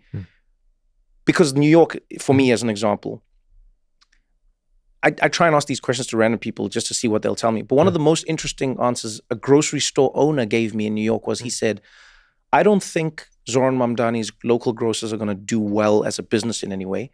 But he said, but I do like that if the government becomes the owner of grocery stores, they can step into the fray of grocery stores and pricing and monopolies in terms of like the suppliers. And they said they can fight an outsized fight that we can't as grocery store owners. You as Eugene own a grocery store. You as Mayor Pete own a grocery store. You can't really do much. But if the government owns a grocery store, the same way if the government owns the purchasing power, but also the power. Good luck screwing over a government and getting away with it in that way. As a supplier, you know what I mean? If the government says we're going to buy drugs from pharmaceutical companies, they can't come in with the same like, oh, your insulin costs. No, the government goes like, what are you doing? And that's what I mean by like the feasibility. I think sometimes we might think of it as, can the government run a business or not run a business well? I don't care if a government can run a business for profit, but I do like the government being involved in an industry so that the industry can't just run off and go crazy. You know what I mean? I think to me, a lot of it has to do with the kind of business or the kind of industry. Oh yeah, completely. Right? Don't get me wrong. So, and maybe I think you and I might read the grocery case differently, because I'm just thinking about so much of the business is about engaging like all of these different suppliers to get all of these different things on the shelf, and the way supply chains work and the way retail works, and then the margins being as tiny as they are. Yes. But to your point, I mean, an example that's not unlike what you're describing with the payment system is something I've seen cities do that I do think makes sense, which is creating a municipal competitor to internet service providers. Yes, yeah, this is exactly I think what Chattanooga was the first place to do it. Yeah. And it turns out even just the existing ISPs, their prices magically come down. That's what I'm talking about. The moment that they face some kind of competition, right? But that's because there's that local monopoly. No. Then I think we are closer. So yeah, I'm not saying that like government can't do well in a tech context. Okay, I'm just looking for the things that are more like networks or platforms or utilities or something where you really just cannot expect market forces to do much good. Right. Versus the ones where we have more experience with like competition driving prices down and like I found it wild that during COVID, the government couldn't pay people in America into their bank accounts. That was just wild to discover about America. I was like, wait, what? Yeah, and look, sometimes the answer to these things is also related to corporate power. So another thing that the Trump administration has killed is direct file. You know, the last administration was working, it was kind of a pilot. Some people had it, some people didn't, but it was growing, where you could just file your own taxes. Seems like a pretty basic thing. Most people in most developed countries can do this. You even you file in your developing taxes. South Africa, you can file your own taxes. Yeah, developing even. And here, you can't. Is that because we, the American people, couldn't figure out a way to make that possible? No. It's because there are companies that make a lot of money as the middleman who figured out how to block getting that done, right? It's and they're having their way in this administration. So, yeah, I'm not going to be the person to say that like innovation only happens if you let the private sector do anything it wants. Yeah. I think I draw the line on that balance a little bit differently. No, I understand what you're saying. I think you clarified it. Let's talk a little bit about the world, the geopolitics, and as we wrap this up, I want to know where you see yourself moving in the future. As you know, Pete looks at the future of America, and America looks at itself in the world. There's no denying that Donald Trump has completely upended how America sees the world and how the world sees America. Yeah. You know, allies are no longer like allies. Yeah. You know, countries like India are on like a blacklist. Brazil's on a blacklist because they are prosecuting somebody who tried to stage a coup. Canada is always, in an adversarial relationship or a moment with it just feels like America isn't the, that rock that it once proclaimed itself to be. And I think how many countries saw it. When you look at the geopolitical landscape right now, what do you think the future of America is if this carries on for the next 4 years? Like if it just keeps going the way it's going, what do you think it does to America that Americans don't realize? And what do you think how do you think it affects the world in a way that the world hasn't yet thought of? I mean, I think it's going to take a lifetime to, even in a best case scenario, it will take a lifetime to establish some of the trust that has been blown up between other countries and this country by the Trump administration. And I think we have to face the fact that the whole world system that we have all inherited has been showing its age for some time. Yeah. Like this emerged out of the power dynamics and the values that were most prominent or had their greatest moment of primacy immediately after World War II, right? And the last of the people who experienced World War II as adults are passing out of this world right now. Like we're just in a very different world. And so it's another example of a realm where I don't think we're saying let's just try to get Trump out, come in, and stitch back together all of these systems and alliances and international institutions the way they used to work and hope that'll get us through another 80 years. Yeah. I think the future is one where we reconnect with the importance of values as well as interests in American policy. And that's part of what I think is at stake for the rest of the world. So my view is leadership matters, leadership by people, but also leadership by countries. And somebody will be leading the way things unfold for the next 5, 10, 20 years in the world. And I really want that not to be people like Putin or people like Xi Jinping. I want that to develop on terms. It's not that I want the world to look like and think like America, but I think there are the American values that are most worth defending because they also express universal values. I think it was the most credible thing about what we did do when we set up the institutions we did, like the UN, in that period. So what does it actually look like? I mean, we can't be. We have this America First mantra, but it's really kind of like an America alone. Yeah. I would like to see a vision that's about America in first place, meaning America strives to compete and outdo every other country, which means we care about what the other countries are doing. And when they're ahead of us on something, we try to learn from them, catch up, and get back in first place. But it's not by it's not by stepping on people's faces as we go, because that really does amount to America alone. And in ways that we can't even guess sitting here in 2025. Yeah. That will make every American less safe, I think. Let's say you were president and you're stepping into the White House. It is post-Trump. There's been another election. Things have gone well. Let's say you're president and you look at this world that lies out there. I won't ask you sort of what you would do. There's policy and things change and whatever. What I found myself most interested in is, does America and do American leaders ever think about how to grapple with the world that they have created that they're now fighting against? And the reason I ask it is like this. Putin is a great example. You can't talk about Vladimir Putin without talking about how Putin becomes Putin. And you can't talk about how Putin becomes Putin without looking at how Russia, the way we know it, becomes Russia.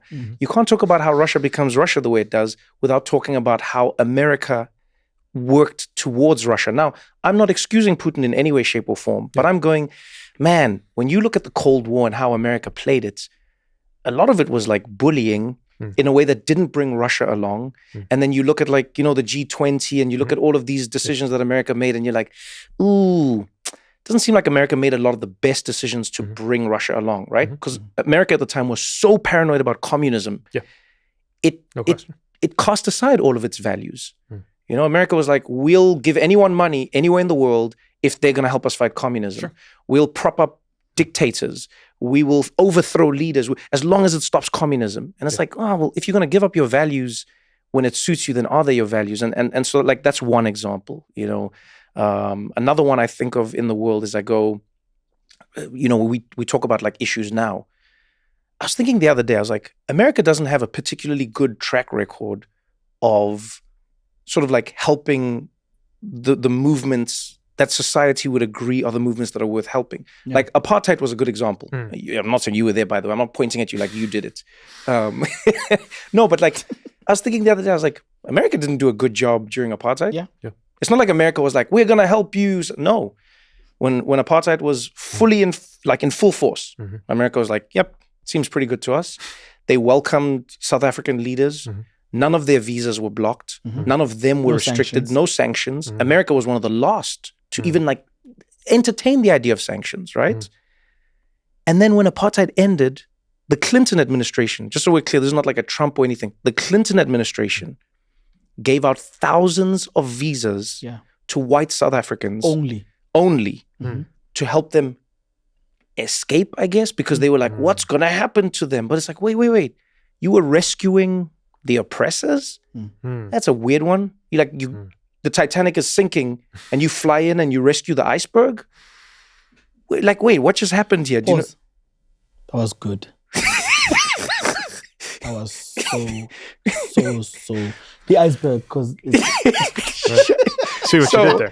No, but I mean, like, I think of it in all of these instances. I go like, even now with like Israel, Palestine, I'm like, man, you know, week 1 after October 7th, people are going, well, you know, Israel, I mean, they've got to defend. Week 10, well, week 100. And then people are like, man, at what point? And then like most recently, we see a strike that happens in Qatar, and we don't know the inner workings of things. So I'm not going to assume anything. Yeah. But I wonder if there's like a misalignment there between how America portrays itself and how America acts in the world. You know, like even World War II is an example. America for a long time was like, man, that's none of our business. Right. That's none of our business. Yeah. People were like, yeah, but the Jews are being persecuted. America's like, yeah, but that's none of our business. And then when Pearl Harbor happens, America goes like, all right, now it's our business. Right. And now again, please don't get me wrong. I'm not diminishing America's contribution in the fights for democracies time and time again. But I wonder if, as a president, let's say, you would step in, and would you be able to grapple with the inconsistency in how America applies its values in and around the world in fighting for freedom or not fighting for it?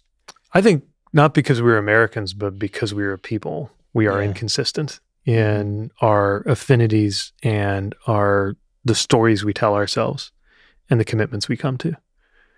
I also think that we can be imperfect in our fidelity to our ideas at home or abroad. And those ideas are still the right ideas, and they're still the ones that ought to guide us. And I think that's true at home as we question, like, how much is our democracy even a democracy right now?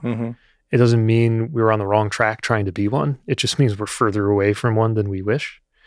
And I think that's true for America's conduct around the world. All of that is definitely the experience of America and the countries that have had to deal, or the peoples who have had to deal with America. Right. As at best a very flawed bearer of the flag of liberty and freedom around the world.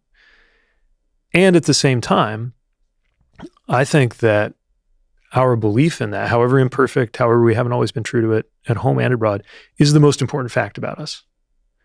And so I think leadership in America has to do the work of trying to center us in that while we're being buffeted by all these other things. So there were a lot of folks who were queasy about various countries in the course of the Cold War that we supported, but really believed it was still somehow the right thing to do for reasons of hard security. I think a lot of that was wrong. But that balance, nobody can claim that that's ever going to be easy. But what we no longer have is the excuse of not knowing how it can go wrong. That's true. So the next president or just the next generation of American leadership arrives with the benefit of a lot of hindsight. And I say this belonging to the generation that was really shaped by 9/11 and also by the Iraq War. I mean, that definitely shaped my understanding of politics. It also shaped my life because I wound up serving in the Afghanistan war. And honestly, that was another example, right, where for 9/11, it was the first time for a lot of people that a chain of events that happened somewhere else actually was visited upon us concretely and shook everybody out of this idea that was just, that we weren't going to be pulled into the consequences of what was happening abroad, some of which we had a hand in getting to be the way it was, because it's a world that we made. I would like to believe, if we get it right, if we have the right fidelity to the values that actually matter, we do this next time around, if people are still returning our calls as a country, with more of a partnership, like more of an actual partnership with other states and peoples that are sincerely committed to those same values. And that around that, we can build an architecture of values, but also of security that actually works. But that's going to be really, really hard. And it's going to be that much harder because the level of trust people have for America has been laid so low by what people are seeing from both our conduct toward other countries and just the way things are going at home right now. Yeah, because let's say when I look at a situation like exactly what you're saying, looking at the relationship with others, other countries, their representatives and their people, again, I don't know the inner workings, so I'm only saying what I've read and what I've seen. You have a delegation of negotiators who are in Qatar, right? They're there to negotiate, whatever it is, but they negotiate. Israel kills them, bam, and says, yeah, we killed them. This is not even like I'm saying. They said, no, we killed them. I found myself going, just on a basic level, and maybe I'm a very stupid, simple person. It's possible. I went, if you kill negotiators, isn't that the opposite of wanting to negotiate? Like, you know what I mean? That's like, that's kicking the guy in the pit in Sparta. It's like, yeah, that's the guy who's come to deliver the message, and you won't get peace without.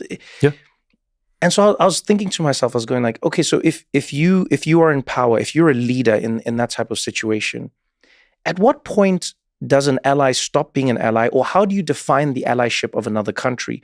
Is it when their interests are completely aligned with yours, or is it when their actions are completely unaligned with yours? You know, like how far would Israel have to go for you as a president to say, I can't say that you're our ally anymore?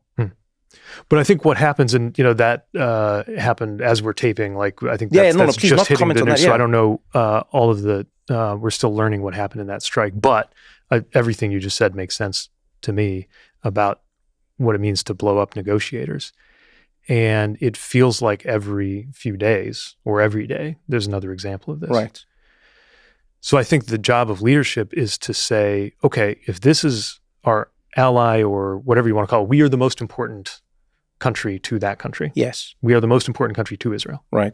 What does it actually look like to draw a line between saying we have a foundational commitment to this country being able to defend itself from people who are committed to its annihilation, which I think is the bedrock of the U.S. relationship with Israel, to have fidelity to that, and also say, when you do certain things, we're not going to sponsor you to do that. And to say, as your most important ally, friend, sponsor, whatever we want to call it, there's going to be more than pretty please. Like, we are going to find ways to shape your behavior. I think that's what leadership needs to do. And I don't know who the next leader in the U.S. will be, or for that matter, the next leader of Israel, or what kind of leadership the Palestinians or the Arab states will have. And I actually think the further this goes, the more important the ultimate role of Arab states will be in whether there is any form of a two-state solution that's even possible, or whatever is about to happen next. But I do think that is an example where there are certain things that we still bear fidelity to, because there are reasons, not just tactical, strategic reasons, but moral reasons why the United States has decided from the beginning to be there to make sure that a country whose neighbors want it annihilated is not annihilated. And of course, that is born out of the circumstances that were present in the world at the time that the Jews sought that homeland. And at the same time, say just because that is true and however unshakable that is, we're not on board with this. Yeah. And we're going to think of more than just saying this is unfortunate, but actually do something to change it. It's so difficult. And you know why it's so difficult is because humans bear the brunt, like civilians bear the brunt of the decisions of a few men, just generally speaking. As I've been, watching what's happening in the now, I'd like to go back and try and read different times to see if there's any correlations or anything that gives me a certain insight. Because when things are happening now, they're happening now. You have to react to them. You don't have perspective. You don't have hindsight. Sometimes when you go back, you read something and it's a lot more clear. You never know what fully happened, but you have a better idea. I found it particularly interesting that a lot of the language the US uses now with Israel is similar to the language it used with South Africa during apartheid. It would say, we have to let these people defend themselves and we have to assure ourselves that the Afrikaner is safe. And do you know what I mean? It's interesting how defending the implied threat against these oppressors was more important than defending the actual threat that was happening to the people at the time. And that's something that I think, and that's where, funny enough, I think when we come back to voters and people, when you look at like the Democratic base, I'm not saying Kamala Harris lost or didn't lose because of one specific thing, but there's no denying there was a huge swath of the voting population, Democratic voters, especially young people who said, yo, man, we don't want our country, we don't want to be aiming in this direction. This is not what we're aiming. This is not what we see America doing. And it was interesting that the Democratic leadership didn't seem to come on board with that. It felt like that was the 70-30 split, but just within a Democratic Party, where they were like, no, we're not on board with this completely. How do you maybe bridge the divide is the wrong phrase, but how do you make sense of that disconnect? Where is it because young voters or voters in the Democratic Party don't know as much as the leaders do? Or is it because you see the situation differently? And not you, I'm saying you, the collective. Well, look, I I think part of it is what was going on during the time that your understanding of these events was formed, right? Yeah. So if you're our age or younger, definitely if you're the Gen Z people who are watching this, including, by the way, many Jews, young Jews who are watching this saying, I want no part of that. You have only experienced Israel as the dominant regional hegemon. And especially in the last 2 years where they have decapitated or neutered those entities that are most threatening to them right now, whether we're talking about Iran, whether we're talking about Hamas's military capabilities, whether we're talking about Hezbollah, right? So you see this extremely powerful country where there, I think, is a generation of Democratic leaders who only knew or largely knew Israel as the underdog, where this wasn't just some like offstage thing that was invoked as why, and by the way, Netanyahu skillfully does this, invoke these offstage threats as something that will legitimize anything, including things like starvation that absolutely nothing can legitimize. But back then, this was not like a theoretical thing. Now, I'd say even today, it's not a theoretical thing, but it's obviously more offstage because of the power that Israel has exerted to not only defend itself, but to do things that I think most observers, including people who care about Israel's future, would say are not helping you defend yourself. It's not helping the hostages. And it's not only incredibly destructive of life when you have starvation or these bombings that we're seeing or so many of the other things that are going on, but it's also destructive of a moral fiber that has connected these two countries that really is as important as the strategic relationship. And that could be the most lethal thing of all. Right. Because it turns the relationship into a partisan cause or something that there's a generational split. And that is just catastrophically bad, I think. But to get to where your question began, I think the next round of American leadership will just be about what will it take to make things get better. That's the thing. It's so many, and this is the ultimate example of it. But so many things, international relations and here at home, are freighted with layer upon layer that if I mention this, you say, okay, but what about that? And if it's that, well, what about that? All of which is true. Yeah. And in this case, it goes back not just to 1947, it goes back thousands of years, right? And it's all true. And no one moment, no one generation, least of all like a child or a family living in Gaza, or for that matter, living in Israel, can or should have to bear the weight of all of those layers. All we can do is say, okay, what can we do that would make it better? And I think a new generation of American leadership will be willing to do things to shape the choices of an Israeli government in ways that neither an older generation of Democrats nor Republicans were willing to do. But across all of this, I still come back to the idea that the real challenge is to have fidelity to the values that even if we're not that good at living up to them much of the time, the values are still there and they're still worth it. And our attachment to those is everything. So let me ask you this finally before we let you go. I won't ask you if you're going to run for president, because I've learned in America, you'll always say no, or you'll give me like a vague answer. Not you. Politicians just do that here. They go like, well, I think right now I'm focused on dropping my kids off at school. Yeah, and my life. And I think what we need to look at right now is the midterms and building a world where we can, I know how this goes. So I won't ask you that. What I would ask you instead is this. Pete Buttigieg, the mayor, Pete Buttigieg, the Secretary of Transportation, and then we meet Pete Buttigieg now. What do you think you've seen in the world, in America, and in your communities that has changed how or what you would run on if you were to run again? You know, so when you look at yourself back, I mean, now what has it been, 10 years, maybe more? And then you look at it now, is there anything that's shifted you? Is there anything that's changed your perspective slightly? And what would that thing be? And how would it change the path that you would pursue?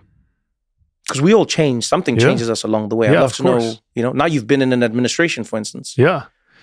I mean, I could point to any number of like tactical or policy questions where I think about it differently, or I'm more attuned to why things are harder than they look, or I think we should just blow something up instead of trying to keep working with it in our bureaucracy or something like that. But I think the biggest thing that's changed is that things that we used to talk about as a matter of rhetoric are here now.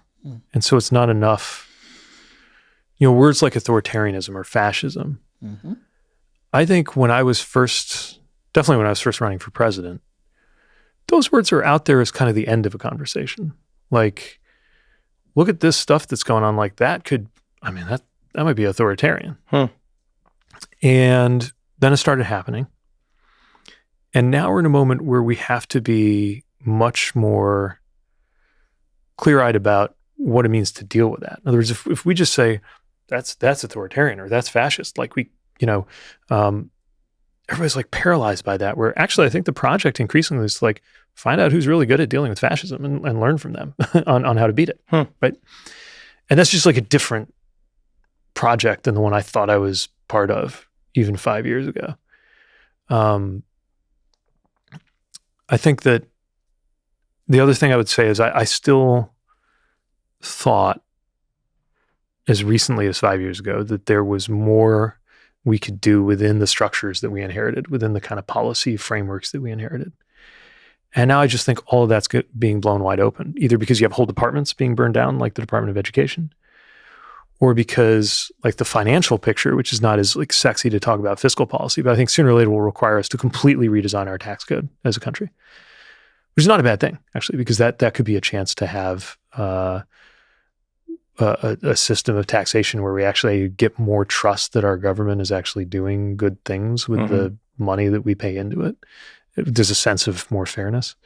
But I guess what I'm getting at, more than saying like, oh, I think this like border policy, I disagree with what I used to think 5 years ago.